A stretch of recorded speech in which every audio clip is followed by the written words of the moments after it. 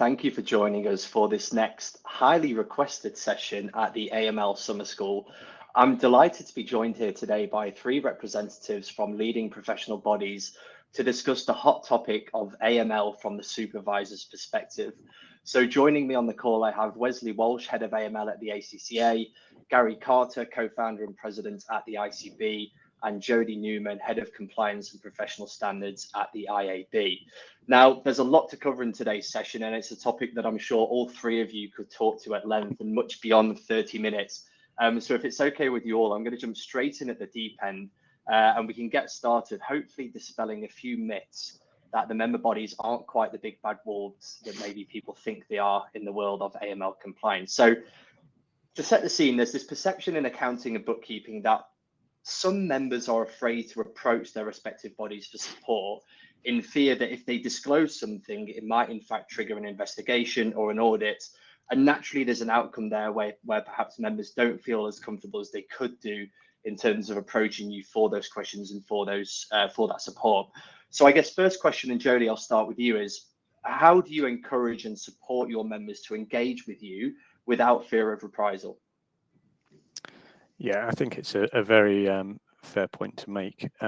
We can only help if we are approached with questions. So that's the first point to make, I suppose. And I think it's much better if we receive engagement from members who, we're ultimately there to assist and educate and get people to be compliant with the regulations. And we understand that not everyone can immediately, straight off the bat, work that out for themselves, and they do need a little bit of help and guidance.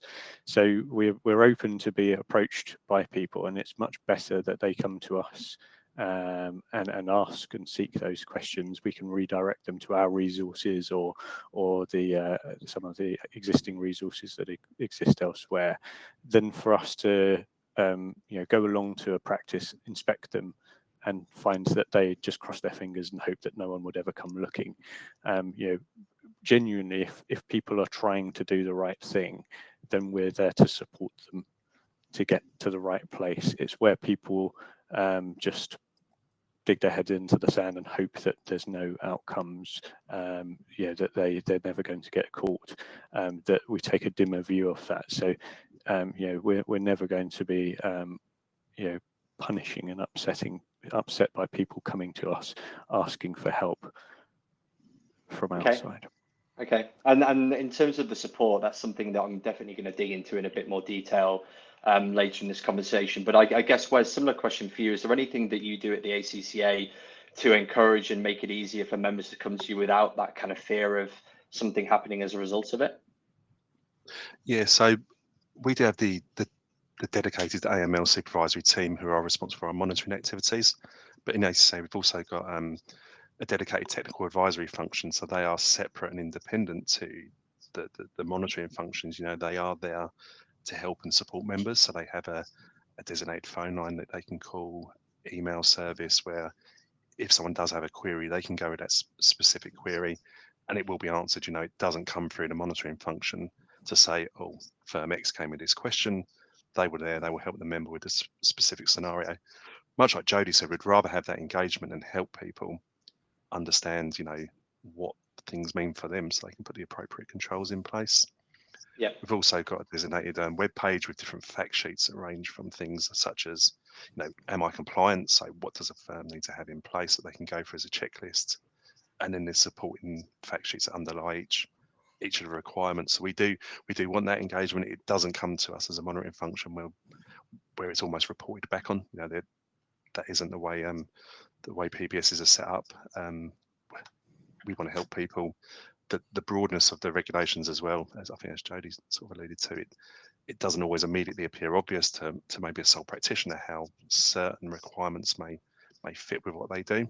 So that the outreach for help is sort of welcome, so we can then look at the specific scenarios and give tailored advice back so that they can implement appropriate controls that address any risk they've got. Okay, and for yourself at the ICB, Garry, is there anything on top of what Jody and Wes have already said that you guys are offering to help encourage and make members feel like they can approach you with these kinds of questions? I think we're all doing the same sort of thing for all our members. What I would say is that we look at a practice to see if it has an overall atmosphere of compliance, and you can normally tell. So if somebody comes to us and discloses something, we treat that completely differently. We start off by trying to help them and guide them. Obviously, if they've broken the legislation, we have to do something to pull them round. But we have 15 years worth of experience of seeing what goes wrong, what can go wrong. We appreciate that hiccups do occasionally happen. People misread something, and we are there to advise first and foremost. So I think that's important. Our experience is that people have either got compliance and want to be compliant, or sometimes, as I think maybe Jody said, they try and get away with something and hope we won't see it. But as long as somebody's up front with us, they talk to us, they engage with us, and we monitor engagement on an ongoing basis, so that we've got a record of every time somebody calls us, or they come to see something, or they visit a webinar, etc.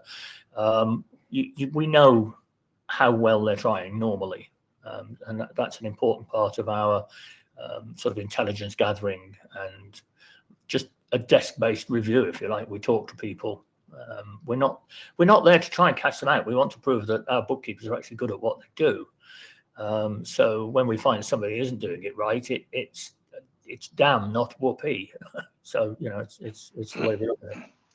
And I think another misconception here is that audits in AML are perhaps a tool that you guys might use to collect some additional fees from members, when in fact there's a much more important purpose behind them. So I guess sticking with you, Garry, in terms of audits that you might carry out, what would be the triggers for an audit, and also what is the purpose of the audit from your perspective? Well, if it's a full inspection, an in-person inspection, then that's when we believe that there might be something wrong. But we go through a whole process before that.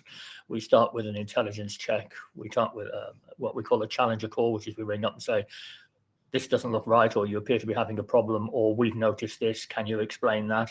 And if that's explained away to our satisfaction, that's it. We put that down. That's the end of that particular cycle.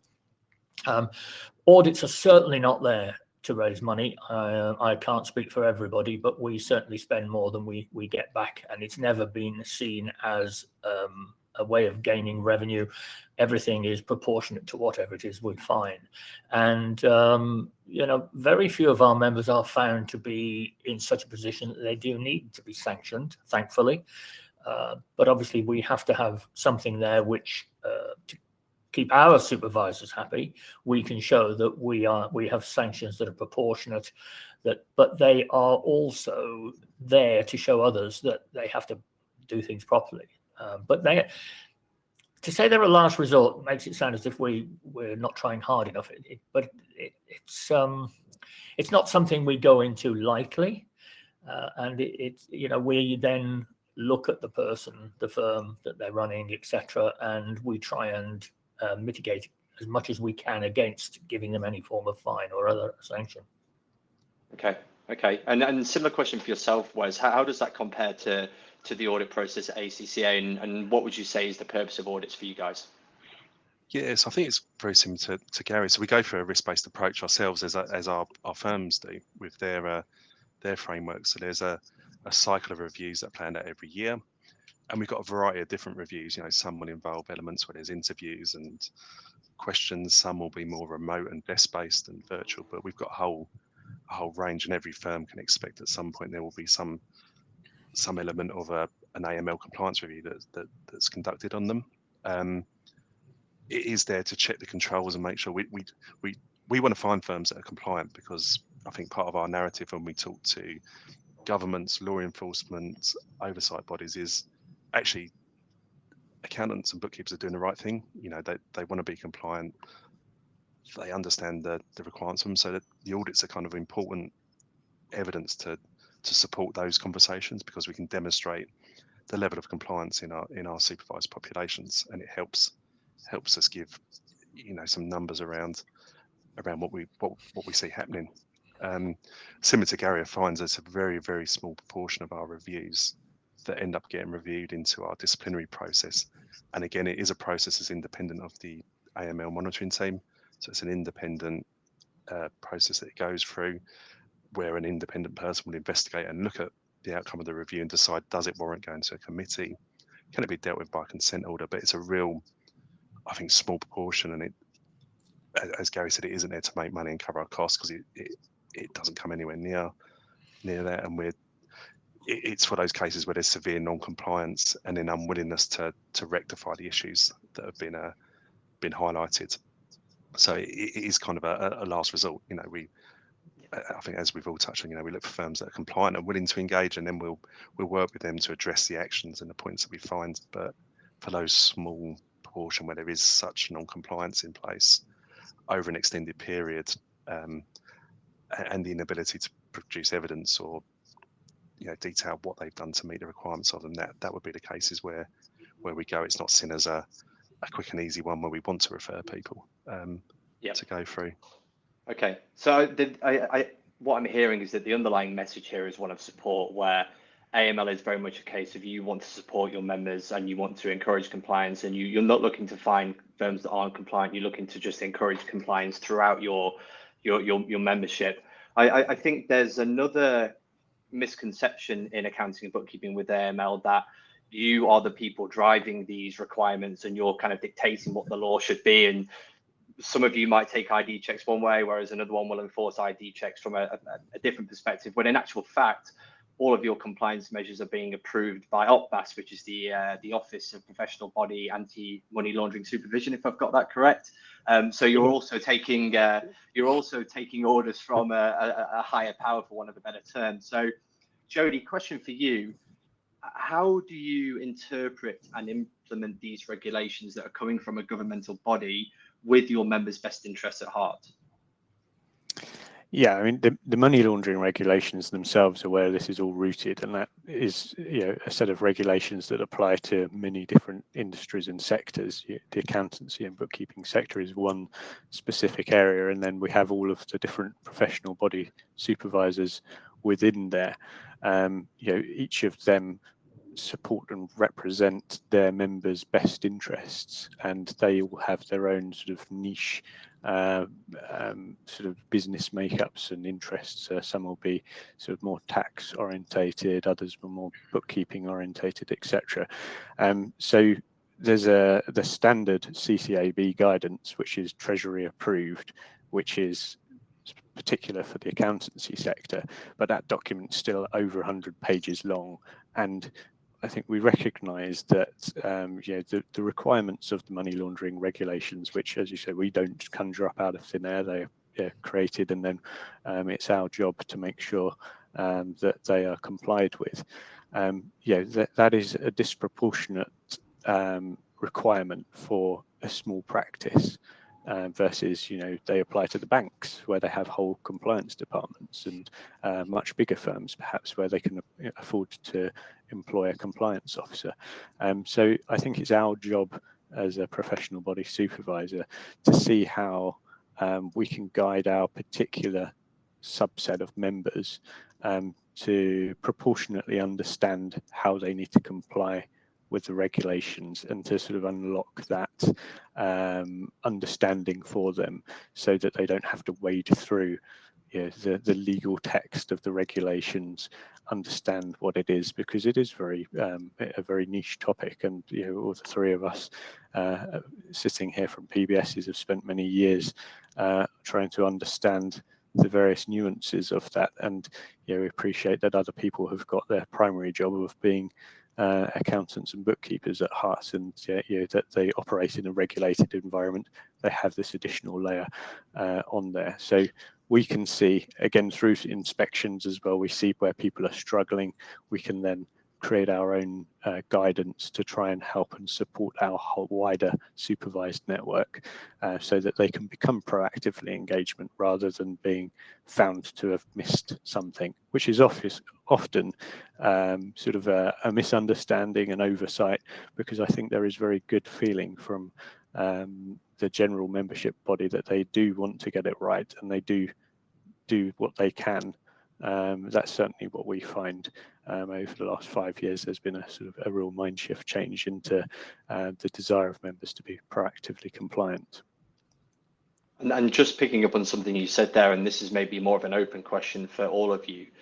Do you find that the purpose of the investigations and audits you do actually helps to drive where the focus should be on education based on recurring themes or issues that you might see cropping up with your members?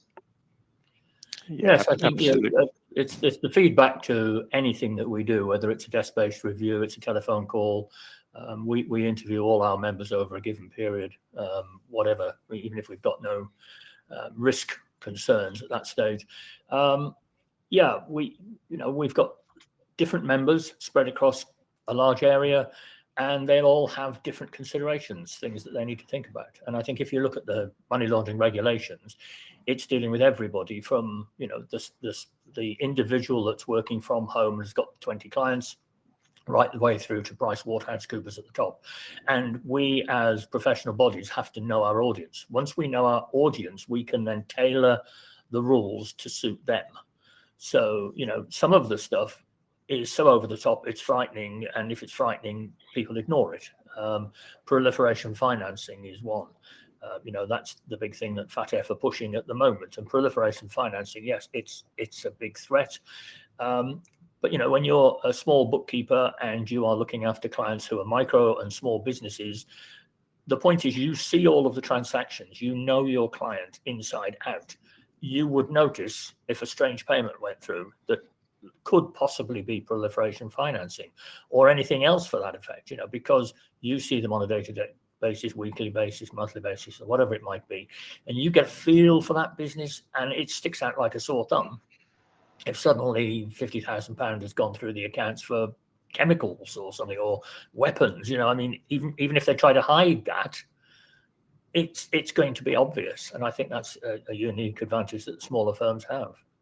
Yeah. Okay. And for yourself, was it the ACCA? Yeah, I agree with. I think one of the things we always look for in our AML compliance reviews is that firm-wide risk assessment the firm's completed. So really, that's a chance to demonstrate their client bases, the risks that they've got in their population, and the mitigating factors that they've got in place to protect them against them. So what you generally find is if a firm's done the firm-wide risk assessment really well, everything else seems to flow quite nicely. Their procedures will be proportionate, their client due diligence, their understanding of risk, it'll all flow nicely. So really, when we're doing those reviews, looking at that firm's assessment, as Gary said, the proliferation financing isn't going to be relevant for most of our firms, but it's in the requirements. So actually having something documented to say we've considered it and this is why it isn't appropriate for us gives a reviewer comfort. Actually, this firm knows what they're doing, they understand the requirements and the changing developments that have come along over the years, and we can take comfort then that firm's got a good compliance culture, and we'll have things in place to mitigate the risks. And we really do look at that initial firm-wide risk assessment just to see, it's a real good opportunity for the firm to demonstrate that we've considered these and this is what's appropriate for us. So we've done this, but actually we've got no clients that meet this criteria. So quite naturally we can focus our resources where we need to. Yep.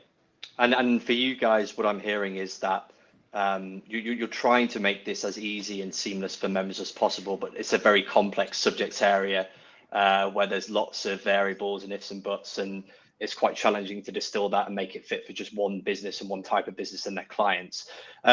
Just jumping back to the regulations piece, regulations have been around for many years now. However, more recently, it does seem that there's potentially greater emphasis and a bit of a clamping down on compliance, for want of a better term. Why is that the case, Gary? I'm not sure there's any new emphasis on this. I think it's been there since 2007 when the regs were brought in first and then altered in 2017. I think it's important stuff. There's a lot of money going missing or unreported. It's part of money laundering. And there's a lot of other stuff which is nowadays brought into money laundering, as I say, like proliferation, but also modern slavery, all sorts of considerations, which because OPBAS is covering such a broad group of people, the legislation comes in and it's pages and pages and pages long, but it has to affect everybody. It has to highlight this to everybody. And another good example of this is geographic risk. Now, in the larger firms, the geographic risk is going to be trading with a firm or a business that's overseas in a high-risk jurisdiction like Iran or something or other. But for a bookkeeper, the geographic risk is dealing with people who are not close to you and questioning why they're coming to you instead of to somebody else. Have you been to see the firm? Does the firm look like the firm that you think, the company that you think you are working for, etc.? So we take the legislation, reinterpret it very slightly, specifically targeted to our market, because otherwise it's going to be ignored or it's going to be pointless, and we're going to miss the risk as it hits our members. It's very important, and I'm sure we'll do that. Yeah, and I think if we look beyond interpretation of the guidance, in terms of how member firms can then take that and act on it, it comes down to the types of support and resources that you all provide. And I want to take a moment to ask you all individually to get a better understanding of the specifics of what that looks like. So, Jody, starting with yourself, at the IAB, what does it look like in terms of services and resources that you provide to your members in order to help them to become compliant?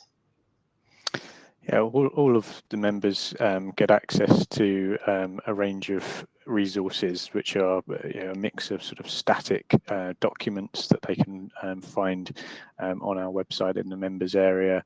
We have setups where we try and create specific guidance documents for each member firm, because sending them out the whole pack of every single possible risk that could apply to an accountant is not going to be read. But if we can say, we know that you offer service X and Y and have got a client of this type, that there is a genuine belief that there's a risk around there, we need to highlight that to you so that you can become a very much more relevant or aware of the relevant risks and actually absorb that.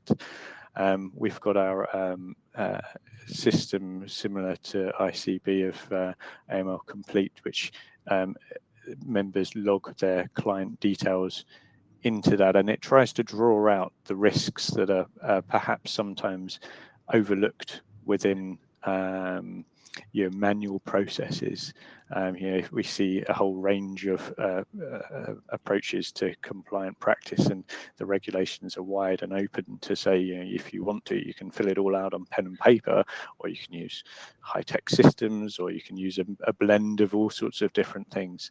But we often see that with members who rely purely on paper, the temptation just to circle no next to all the risks are there, and there are potentially risks that they should be aware of that are missed. So that's one of the systems that we've brought in to try and flag that up to members, highlight that risk is present. And there's nothing wrong with having a high risk client. We're certainly not going to say you can't have that kind of client.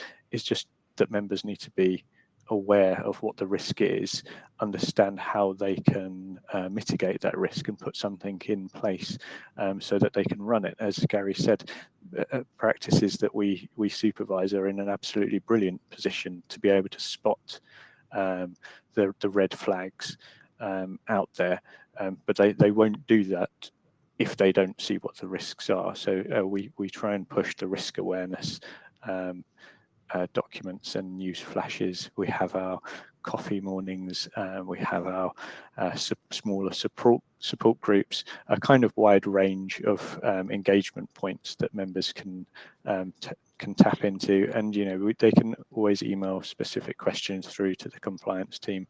We get queries quite frequently asking how people can apply a particular regulation, or that they've got a particular circumstance with a client for one-to-one guidance. So there's many paths of engagement, and I think, as we said right at the very start, we'd rather people reach out and try and engage with us rather than just sit back and sort of hope it doesn't come to them.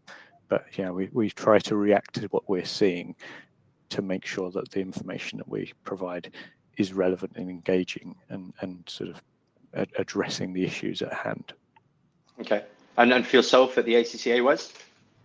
Yeah, very similar, pretty much to what Jody said. We've got the learnings from the reviews really inform where we do fact sheets or webinars or training sessions. So we're always looking at, okay, is there common issues coming out? What's the cause of this, and what can we do to try and get the message out there to help people understand and address it, so it'll help others down the line to have the relevant controls or safeguards in place against these issues. So a lot of the learnings from the compliance reviews are fed back to our technical advisory function, who'll look to there may be newsletters go out. We've got our website, which has got the fact sheets, which are regularly updated as new things come out, or periodically if we think actually we need to add something more to it. We're slightly different. We don't have a system that we get them to key into, but we've got templates and guidance for them to use to try and help them understand how they assess the risks that their clients pose and different threats that come through. We've got the technical advisory helpline as well, and I can't that is a specific free resource for members that if they do have a scenario that they're unsure around or want to check, that's available for them to engage with and get bespoke advice for that situation that will help them address it, rather than just sort of, if you're not sure, ask that question, because that will help you remain compliant rather than trying to guess or just put it to bed and not worry about it and think, oh, that'll go away. Actually use that resource because it's there. It's part of the membership that they have for the ACCA. Okay, and finally for yourself at the ICB, Garry, what does that support look like, and how can members best engage with it as well? Because I think a challenge perhaps underpinning some of this is that we know that accountants and bookkeepers are so time poor and so stretched and so busy meeting the day-to-day demands of running the firm and their clients that unfortunately AML can sometimes get pushed down their priority list, which means they may not have as much time to engage with some of these resources as they'd like to. So what does that support look like at the ICB, Garry, and how can members best engage? Well, virtually the same as Wesley and Jody have already said. I would question what you've just said, though. Bookkeepers are very pernickety. They're curious, and they like things in boxes, and they like things ticked off. So actually, if you send them something, they'll normally read it and then come back and ask questions about it that you haven't even thought of, unfortunately, half the time. So they're very ordered. I can't speak for accountants because we don't deal with accountants, we deal with bookkeepers, and 81% of our members are women, and I'll leave it at that. They're very careful. We provide exactly the same. We provide a lot of resource on the website. We provide regular meetings, branch meetings. All of our branches must cover AML as a full meeting subject at least once a year.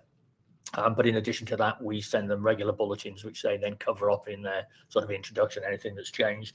But there is a lot of information, and it is reams of the stuff. I think I've had another 40-page report this morning I'm supposed to read. So it is difficult. Now, we also, we have our Inspire tour where we go out to cities. We did 8 cities so far this year, and we'll get, 50, 60 people to one of these meetings, and we preach to them about AML, etc. It's nice to hear. I think Jody could have written my speech that I make each time because it's word for word. We're all talking the same language here. We have our annual summit, which attracts 500-600 bookkeepers, which is 1 or 2 days each year. But then apart from that, we have standing resources like our AML online service, all of the documentation that comes out. We try and provide a full document, then give an overview that is ICB bookkeeper specific. And we provide templates wherever we can. We shy away from giving them answers, but we give them suggestions or considerations, if I can call it that, so they can fill things out and get it completed. But our biggest bonus, I think, is the AML Online that Jody referred to. He has a slightly different name for his, but I think it's virtually the same, which is our members, when they engage with a client, they are obliged to enter that new client onto the database, onto AML Online. And it repeats the same, what some people regard as boring questions, but nonetheless, the basic questions, 50-odd questions, and depending on your client, it can end up with 60 questions.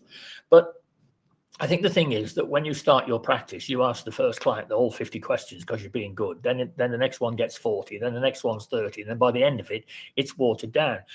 But with the AML Online system, they can't not answer all the questions, because that affects the risk rating, which we give them as a suggestion.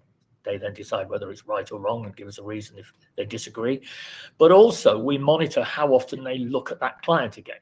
So if somebody who's got a new client, we'll put in probably a high risk because they don't know enough about them. Then over the next couple of months, they put some extra information in that brings the risk down. But we also demand that our members look at all of their clients at least annually. And we can see that.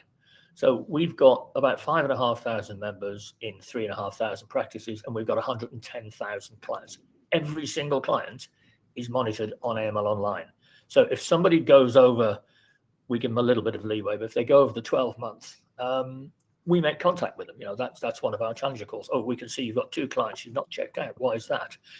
And the system also will bring in new information from Companies House, because you're dealing with a client regularly, but you forget to ask whether they've brought in a new director. So, you know, looking at Companies House material, looking at social media, there's all sorts of things which are drawn into this system, and they prompt our members. They don't give them the answers. They prompt them to make up their own minds and to do their job properly. But if I can just very briefly say, one of the things that we have found is a difficulty is that some of our members joined last week. Others joined in 2007 or even earlier. So some of them, when we go to a meeting, say, oh, I've heard all this before. And others are saying, oh, wow, I've never heard of this. So in order to try and mitigate against that, what we now do, every time somebody applies for a practice license with us and therefore supervision, they don't get granted the license until we have a virtual meeting with them, face-to-face meeting. We go over the due diligence, the normal stuff that we would do, make sure we've got it all, it's in the right place, etc.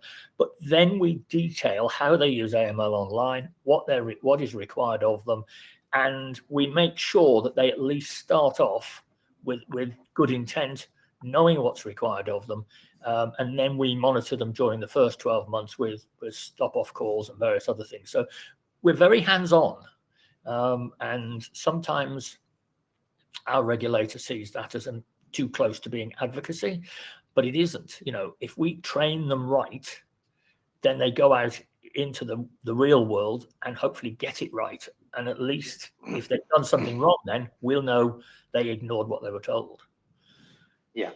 Okay. Well, I think the underlying theme of this conversation, I appreciate we've just clocked over 30 minutes, is one of support and engagement. And from what I'm hearing, the more engagement members can have with their professional bodies and with you guys, the better AML training and resources will be, because the more will feed back up to you in terms of where the gaps and opportunities are, the more you can then do to build out more resources to support your members.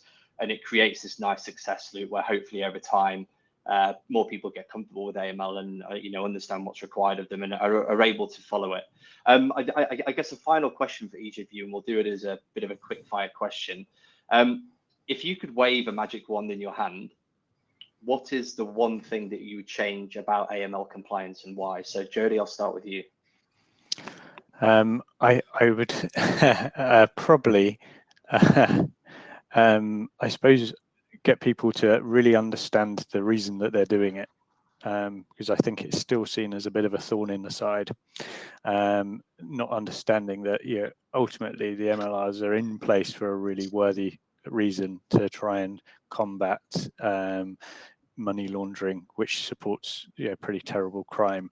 The sectors that have been regulated under that have been chosen because they are in prime position to be able to play a really important part to combat that and to drive that down. I think that is often missed. The purpose that people are required to do this is a really genuinely good one that I think most people would hand on heart support that combating that however they could. That they operate in a regulated sector and are obliged to do it sometimes becomes a little bit of a thorn in the side and reluctant to do, but ultimately it's for a good reason, and if done with risk eyes open can be really successful. Okay, and for yourself, Wes? I agree with everything Jody said, but in addition, I think as well it's an activity, a lot of this, that people are doing it already when they're serving their clients. So a lot of the requirements around client due diligence and understanding the nature of your client's business are things you'd want to do anyway to be able to serve your client well. And the more you understand your client, the better the service you can provide to them, and the more help you can give them as they go through their business journey. So I think that element sometimes gets missed as if AML is this standalone thing, but the firms that do it well sort of, it's intrinsically linked to the client service and understanding how they can help their client grow and help them and help their business. So I think sometimes that gets missed as well, as what Jody was touching on. Okay, and final question for yourself, Garry. What if you could wave a magic wand, what would be one thing you would change? I think it's an attitude of our regulators. I think they need to understand us and our market as well as we understand our market. So some of that fault could be ours for not explaining it often enough. I think we explain it a lot, but the one size fits all, it doesn't. And I think that sometimes, the point is missed as to how hard we and our members are actually trying to get this right. But it's what it is. As I say, they're covering everybody from the single person with 5 clients up to PricewaterhouseCoopers and auditors and various other things. It's a hell of a scope. But yeah, I do a lot of talks about AML around the world. I've been all over the world talking about this, and I think we are head and shoulders above what a lot of other countries are doing. And I think FATF need to give us recognition for this. And certainly I think our Treasury went across to Australia earlier this year, and they came back and actually said at a meeting we went to, they hadn't realized how well the UK was doing. Well, we are doing really well, actually, in some cases. Can't say we've got it right all the time, but just get away from this. It ain't fixed. It ain't broke. Well, let's fix it anyway. It worries me slightly. Yeah. Yeah. All right. I've said it. Never mind. Apart from that, I think more of what we're doing, really, that's what we all need to do. And work, we all work together, quite regularly, perhaps work together a bit more often. And I think you can only get better. Absolutely. And hopefully sessions like this will help, because it means that members listening in will hopefully, as a result of this conversation, feel more encouraged to engage with you guys, and that in general will help to progress AML forward. So thank you all for taking the time to join us for the conversation today. Really appreciate it. If anybody listening has any specific questions, I'm sure there'll be somewhere we can share links and resources so that you can engage with your respective professional body and pick up the conversation from there. So thank you very much, guys. Thank you. Thank you. Thank you.